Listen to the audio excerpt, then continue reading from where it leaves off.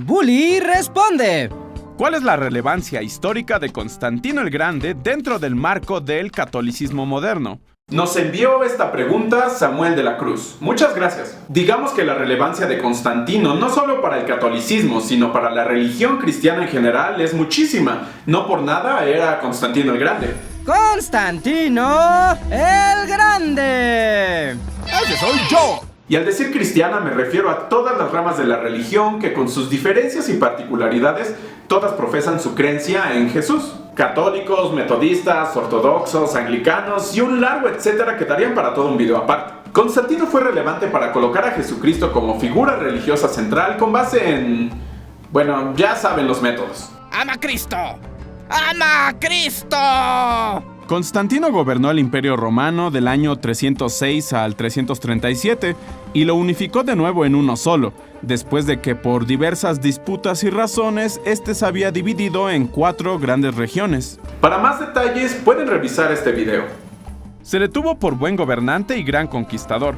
Para muchas ramas del cristianismo es de hecho un mismísimo santo patrón. ¡Te alabamos, Constantino! Y es que varias reformas que hizo durante su mandato fueron el punto clave para que el cristianismo creciera y se difundiera por todo el imperio.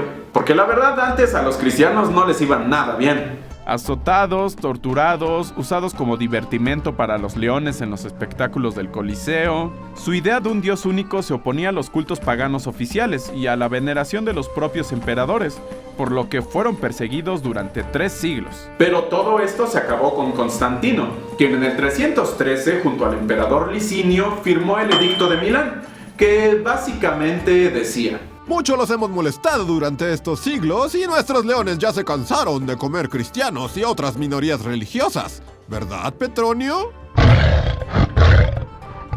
Así que los dejamos en paz. Ríndanle culto a quien se les pegue la gana. Y Constantino no solo se quedó ahí.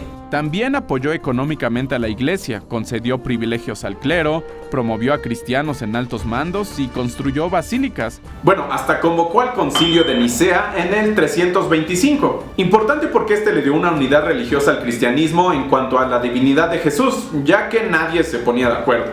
¿Padre e hijo son la misma persona o entidades distintas? Si Dios es Padre y Jesús Hijo, ¿eso los hace a los dos divinos? ¡Oh, ya me confundí! Yo digo que Dios es un pollo. ¡A callar todos! Cristo está hecho de la misma sustancia de Dios y por lo tanto es uno con él. Firma Constantino el Grande.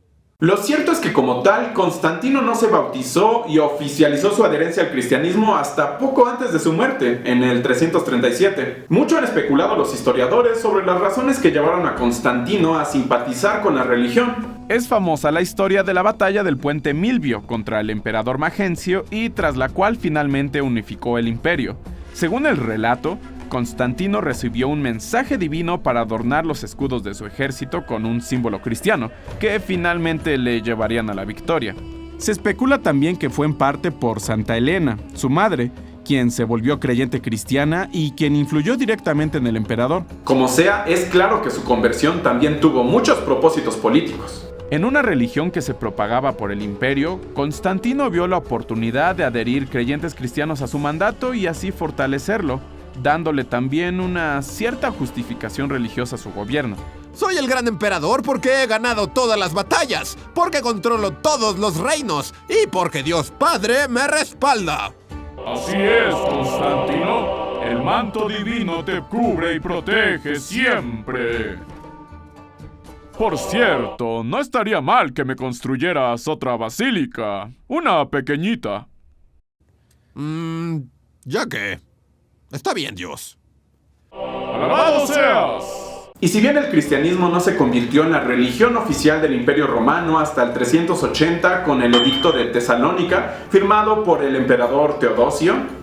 ¡Ese soy yo! Y también me decían el Grande, por cierto. Durante el mandato de Constantino se dieron los sucesos clave para la propagación del cristianismo y que llevarían a la religión a ser una de las más profesadas en el mundo. Y eso es todo por esta ocasión. No se olviden de estarnos mandando sus preguntas para que las respondamos en nuestros videos. Igual si les gustó la cápsula, no olviden dejarnos sus likes y comentarios. ¡Hasta la próxima!